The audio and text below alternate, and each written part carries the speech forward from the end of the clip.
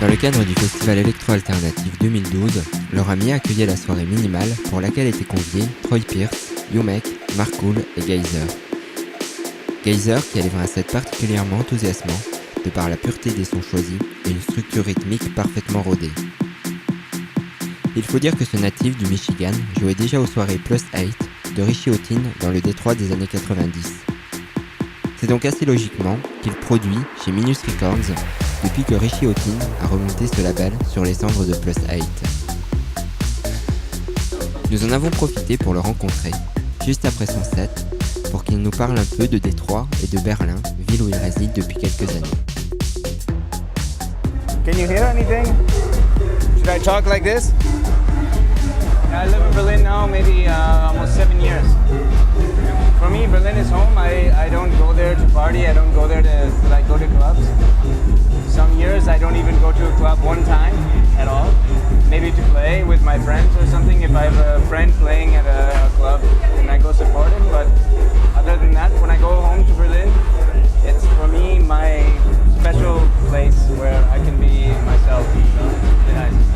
Berlin was focused on tourism for techno tourist ravers. I mean, ravers come there, they stay awake for 3-4 days.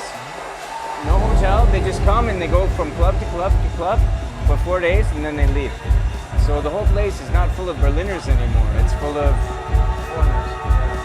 techno tourists. That's what they are. It's techno tourists. So it can be really cool, but sometimes when you get a room full of people that are really tired, that have been traveling and from club to club for 3 days and they don't have a hotel to sleep at, so they just go to another club, then it's like, okay, I know what kind of place I'm at right now. For the whole thing, I mean, Berlin is getting a really bad rap because it's really the whole focus of the whole techno community for the past 10 years. Everybody's always saying Berlin, Berlin, Berlin. So everybody's always going to Berlin, and now everybody's like talking shit, like, oh yeah, now it sucks because blah, blah, blah. But it is what you make it, and so you can have a great night, you can have a great party with good friends and good atmosphere and good everything, because it's a very free city, and this is what I love about it so much.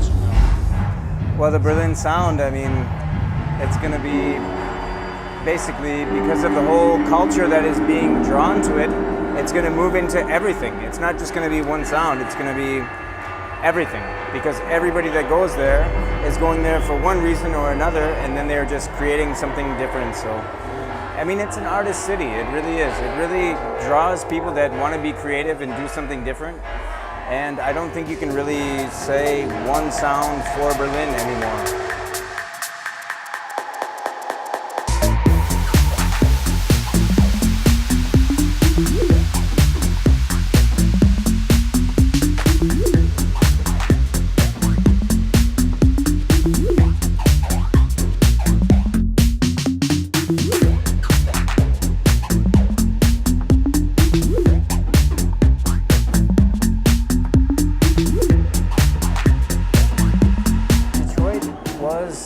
Basically founded upon old school Detroit techno, and to be honest, not so much has changed from that since the 90s, because there is no new scene coming up in Detroit. There is no new young kids. I mean, there are some young kids, but they are not forming a new Detroit. They're kind of supporting the old Detroit.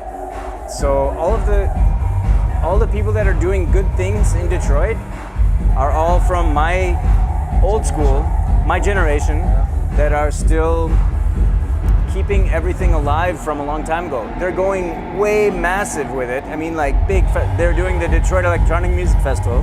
They're doing all these big, massive things, but there is nothing coming up on the younger generation, smaller scale. I mean, there is, but not to the same effect. For me, always going to be the same creative place. When I go back there, I have so much blowing out of my head. It's amazing. But it's because I come from a different mindset, and now the younger generations and everything don't have the same gifts that were given to me and the same freedom that was allowed by me to go to all these amazing parties and seeing everything starting and feel that power, And so now it's just a little bit like everything's chaotic now, you know? It's everybody creating not just a genre, but a micro-genre and another micro-genre, and then everybody's in their own little world. There's not so much support anymore, you know?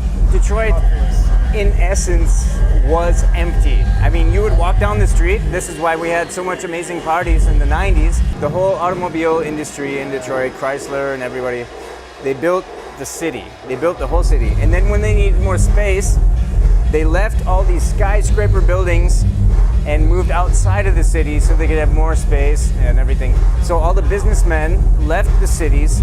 So when the businessmen leave, all the restaurants close, all the newspaper stands close, and there is nothing, like nothing. So that's when the techno guys come in, they're like, hey, I like this building. It's a fucking beautiful skyscraper. I can throw a party here. I don't have to ask anybody. I can just go in, walk in, set up a sound system, and have a party. And in the morning, when everybody walks out on ecstasy with eyeballs like this, they won't see anybody because there's nobody there, except for a couple of crackhead bums that are like, hey man, you got some change? That's it. So, yeah, so that's how Detroit techno started.